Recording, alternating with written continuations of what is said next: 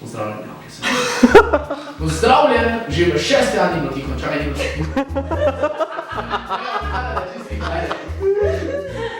Moving on. KB Show! Kam pa ti govoriš? Če je rekla vono, Kaj ni rekla vono?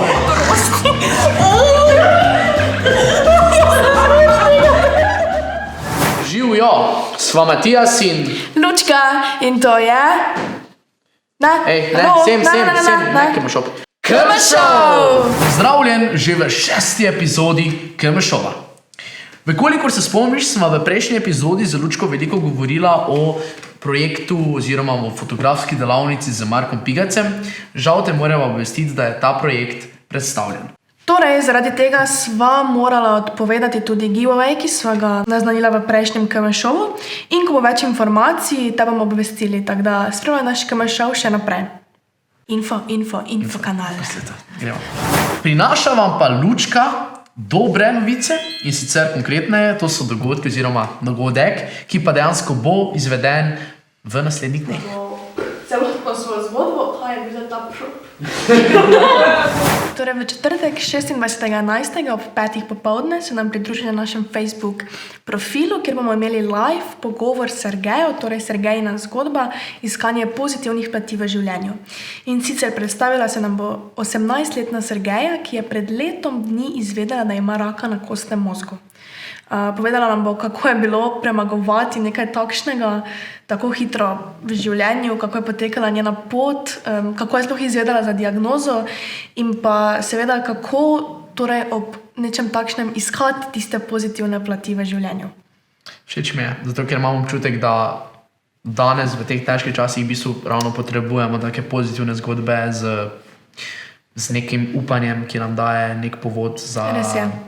Dobrobit. Torej, pridi in se motiviraj tudi ti, več informacij pa najdeš v opisu videa. Sploh ne vem, zakaj kažemo dol, ker itak ni onega, to kdorkoli motira, ne, zakaj to nagor dajo.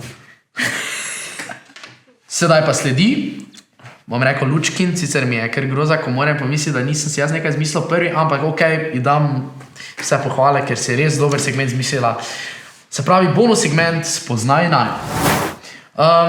Če slučajno nisi gledal prejšnjega KM Showa, kar je greh, ampak če ga slučajno nisi gledal, naj omeniva oziroma naj povzamem, se pravi, v tem segmentu bova vsako epizodo znova z Lučko v bistvu pod narekovaji se osramotila in povedala nek fun fact o nama. Ampak to zdaj ne tak, ne vem, študirala slovenščino ali ekonomijo, ampak pač nekaj res tak, tistega, kar običajno skrivava pod odejo. In ker sem prejšnji teden, jaz prva začela, bo danes Matijas se nam prvi osramotil, ne? Torej, Matijas, povej nam skrivnost svojega življenja. V bistvu pač, jaz sem full fan naše male klinike in našo malo kliniko že gledam 14 let nekje, se pravi, kar je prišla ven in v bistvu še danes, se pravi 14 let kasneje, jo gledam vsak dan, vsaj eno epizodo. Pač doma imam prav zložene v omari pod televizijo, lepo prve do 7. sezone, vse klinike originalne in si vsak dan potem zavrtim in lepo gledam od prve do 7. Med kosilom ponovadi, ja. No, zdaj, če so že pri nečem, kar mama rada, naj povem, torej, da pač sem že od malih nog velika ljubiteljica, da ima tak reč čebel, zelo imam rada čebele, karkoli je povezano s čebelami, med, take stvari.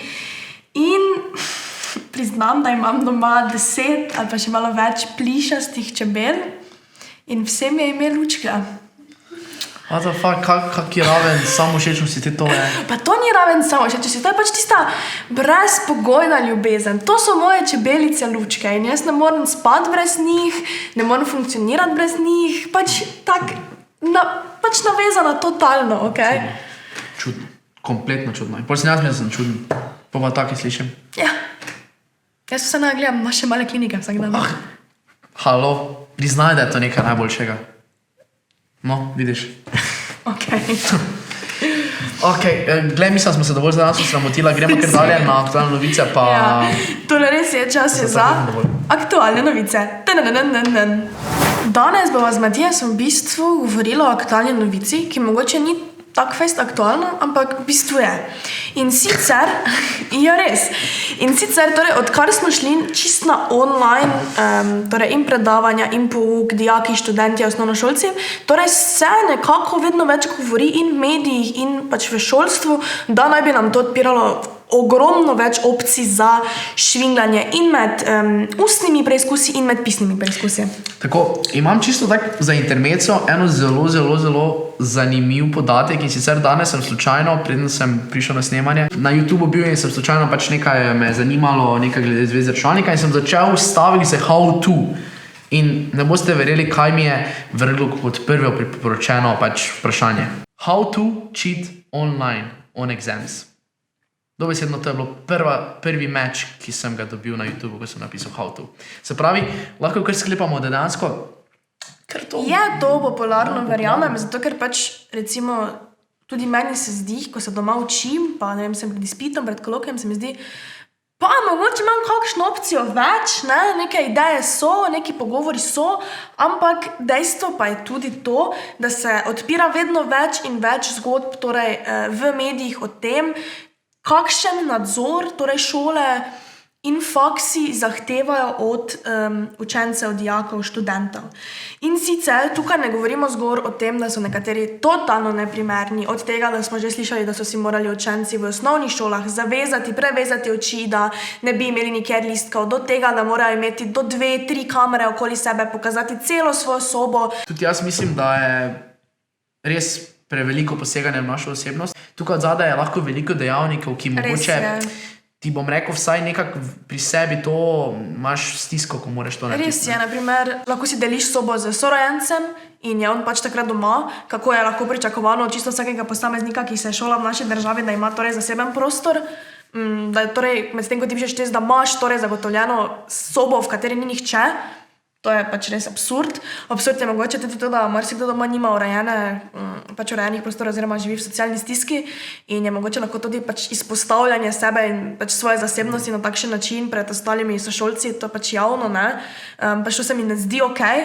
To so mogoče take stvari, o katerih bi morali prej premisliti, preden nastopijo. Saj razumem profesorje oziroma učitelje, da pač je treba preverjati take stvari, ampak po drugi strani pa tudi nas, posameznike, je treba razumeti, ne. Tudi jaz imam recimo en veliki problem, ne, ko imam recimo zjutraj v 8 kolokvije, ne, in se zbudim 5 minut do in potem pač profesor od mene za čuda zahteva kamero in jaz nimam pospravljene sobe oziroma postelje, ne, in ko se mi je prvič to zgodilo, potem moram reči, da sem vsakič potem se zbudil pol ure prej in potem sem v bistvu pospravil lepo poslo, vse prah pobrisal, zglancal, vse, da, in potem se res dobil boljšo ceno.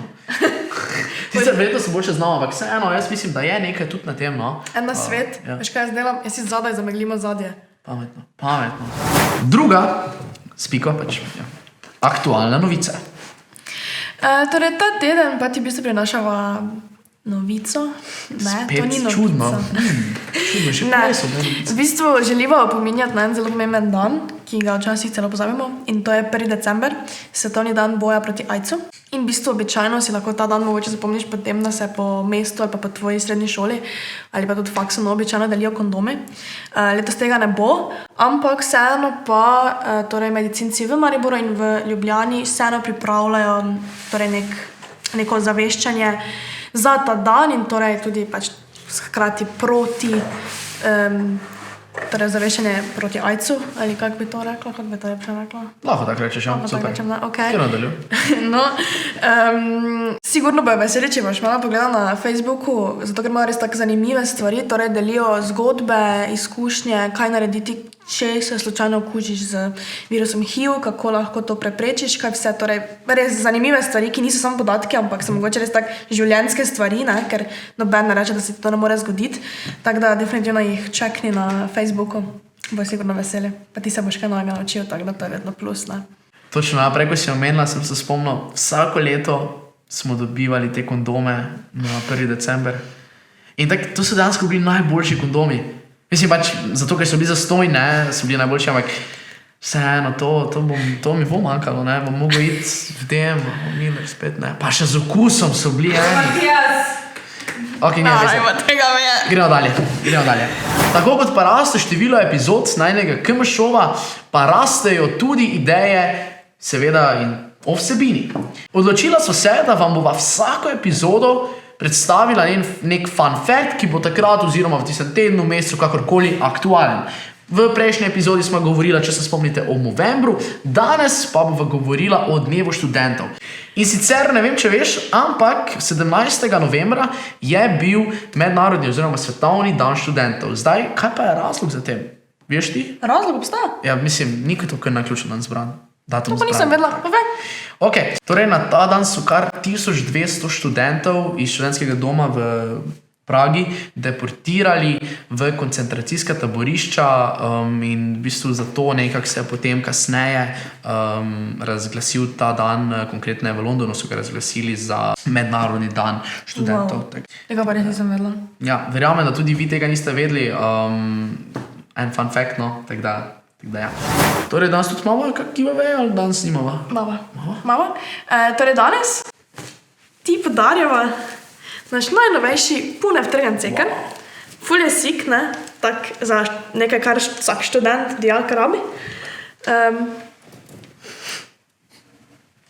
In pa še 4 kondome. Ker pa, če zaveščamo, pri decembri nam proti jajcu, ne? Res je, pri decembri nam proti jajcu. Da ne bova samo govorila, ampak tudi nekaj naredimo, ne? Ja. Tako da res skrbimo tudi za vas, za vašo spolno življenje. In da res ne boš pozabil na naslednji fun fact in s tem torej tudi na naslednji KM-šo, se ne pozabi naročiti. Ding. Ja, da te bomo obvestili, ne? In pa seveda lajkati tega videa. Ceker bek, pa zaključimo in je to. Tako, ja. Tako, ponovno smo priplavali. Danes smo priplavali. Do konca videa, KM-šova, kakorkoli. Hvala, da si bili z nami. In nič, vidimo se naslednji torek, ne? Dobre, ne bomo več filozofirali, imaš prav. Vidimo se naslednji torek.